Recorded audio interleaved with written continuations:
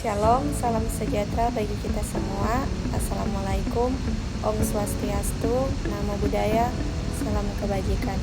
Perkenalkan, nama saya Kenifa Suryanto dengan NIM 2314201018 dari kelas A1 semester 3 Fakultas Keperawatan, Program Studi Ilmu Keperawatan di Universitas Pembangunan Indonesia Manado. Pada saat ini saya akan membahas tentang teori partograf dengan dosen pengampu Nurse Esther Hutagaol, S.Kep, M.Kep, SP.Mat. Kita masuk pada latar belakang.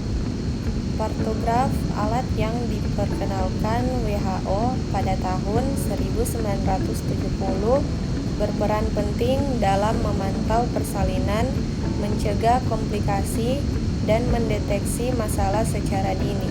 Penggunaannya terbukti menurunkan angka partus lama dan sektio casar. Namun, hanya 57,7% tenaga kesehatan di beberapa negara yang menggunakannya. Kompetensi dokter dan bidan dalam menggunakan partograf sangat penting untuk memastikan keselamatan ibu dan bayi dengan penanganan persalinan yang tepat dan rujukan dini jika diperlukan. Definisi dari partograf ialah partograf adalah alat grafik untuk memantau kemajuan persalinan, kondisi ibu dan janin, serta mendeteksi persalinan abnormal seperti disproporsi, kepala panggul (CPD) sebelum menjadi macet. Partograf WHO termasuk versi modifikasi APN. Digunakan selama fase aktif persalinan, pembukaan serviks kurang lebih 4 cm. Untuk mencatat hasil observasi dan memandu pengambilan keputusan klinis. Penggunaan partograf membantu mencegah partus lama, mendeteksi komplikasi dini, dan mengarahkan intervensi yang tepat. Studi WHO menunjukkan penggunaannya menurunkan persalinan lama dari 6,4% menjadi 3,4%. Bedah sesaria dari 9,9% menjadi 8,3%. Dan lahir mati intrapartum dari 0,5% menjadi 0,3%.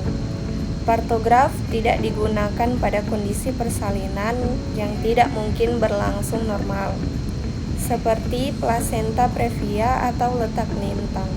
Penggunaan partograf APN. Penggunaan partograf secara rutin dapat memastikan bahwa ibu dan bayinya mendapatkan asuhan persalinan yang aman, adekuat, dan tepat waktu, serta membantu mencegah terjadinya penyulit yang dapat mengancam keselamatan jiwa mereka. Partograf APN dapat digunakan 1. Untuk semua ibu dalam fase aktif kala 1 persalinan sampai dengan kelahiran bayi dan merupakan elemen penting dari asuhan persalinan. 2. Selama persalinan dan kelahiran bayi di semua tempat, baik di rumah, puskesmas, klinik bidan swasta, rumah sakit, dan lain-lain.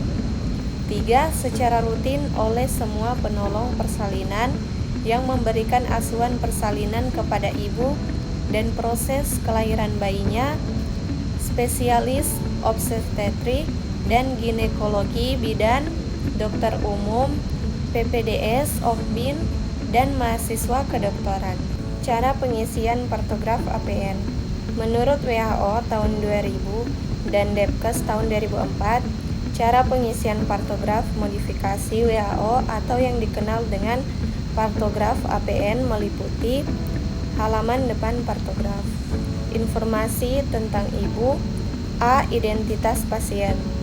Mencatat nama pasien, riwayat kehamilan, riwayat persalinan, nomor register pasien, tanggal dan waktu kedatangan dalam jam mulai dirawat, waktu pecahnya selaput ketuban. Selain itu juga mencatat waktu terjadinya pecah ketuban pada bagian atas partograf secara teliti. B. Kesehatan dan kenyamanan janin. Mencatat pada kolom Lajur dan skala angka pada partograf adalah untuk pencatatan denyut jantung janin, DJJ, air ketuban, dan penyusupan tulang kepala. 2. Denyut jantung janin. Denyut jantung janin, DJJ, dicatat setiap 30 menit atau lebih sering jika ada tanda gawat janin. Kisaran normal DJJ adalah 120-160 dengan batas pada partograf antara 100-180.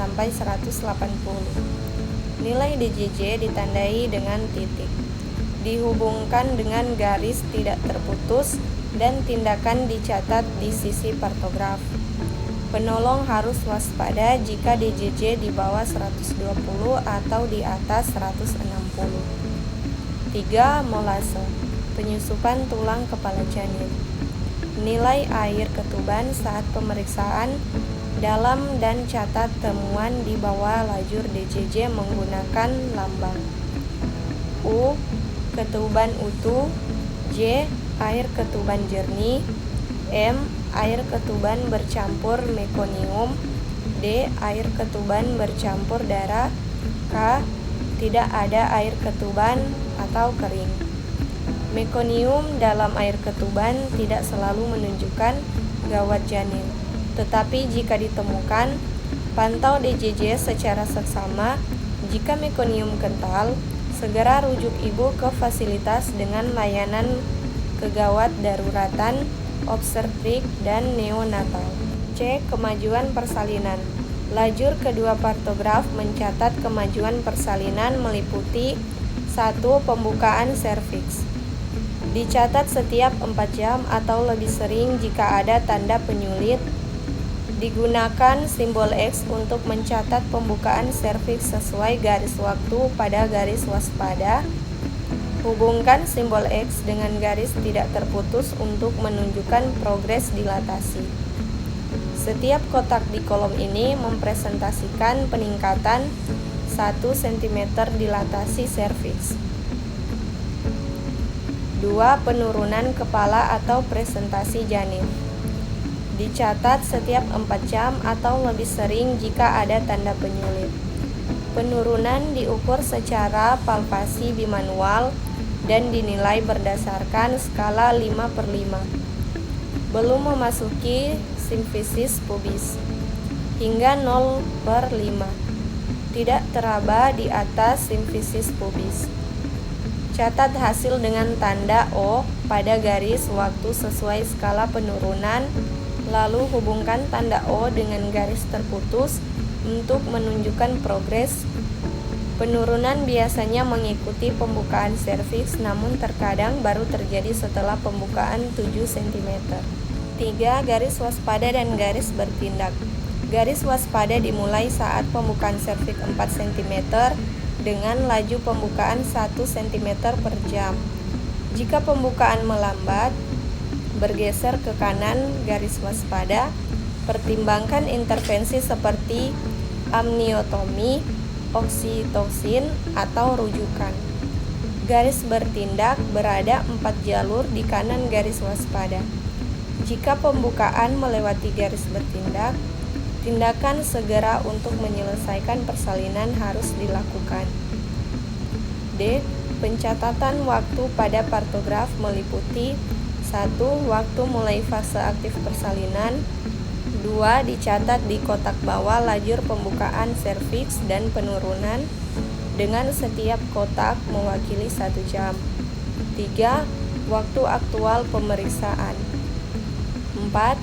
Dicatat di kotak bawah waktu mulai fase aktif dengan setiap kotak mewakili 1 jam penuh terkait dengan kotak 30 menit di atas atau lajur kontraksi di bawahnya. Saat pembukaan serviks dicatat, tandai garis waspada dengan X dan masukkan waktu pemeriksaan di kotak waktu dengan sesuai. Contoh, jika pembukaan 6 cm terjadi pukul 3, tandai X di angka 6 pada garis waspada dan catat waktu di kotak bawahnya. E. Kontraksi uterus. Catat jumlah dan durasi kontraksi setiap 30 menit. Jumlah kontraksi dalam 10 menit ditandai dengan mengisi jumlah kotak. Durasi kontraksi 1 titik-titik 20 detik, 2 garis diagonal 20-40 detik, 3 isi penuh 40 detik. F. Obat-obatan dan cairan IV. 1. Oksitosin. Dokumentasikan setiap 30 menit jumlah unit dalam cairan IV dan tetesan per menit. 2. Obat dan cairan lain. Catat semua pemberian sesuai waktu pada kotak yang tersedia. G. Kesehatan dan kenyamanan ibu. Dicatat di bagian akhir meliputi pemantauan kesejahteraan ibu untuk memastikan kenyamanan selama persalinan. H. Asuhan pengamatan dan keputusan klinik. Catat semua tindakan hasil pengamatan dan keputusan klinik di sisi luar kolom partograf atau dalam catatan terpisah, lengkap dengan tanggal dan waktu. Poin yang dicatat meliputi 1. Jumlah cairan per oral yang diberikan, 2. Keluhan seperti sakit kepala atau penglihatan kabur, 3. Konsultasi dengan penolong persalinan lain, dokter spesialis OB/GYN atau dokter umum. 4. Persiapan rujukan. 5. Pelaksanaan rujukan. Itulah pemaparan saya tentang teori partograf. Maaf jika ada salah penyebutan kata. Semoga video ini dapat bermanfaat bagi kita semua. Salam sejahtera. Assalamualaikum. Om Swastiastu. Namo Buddhaya. Salam kebajikan.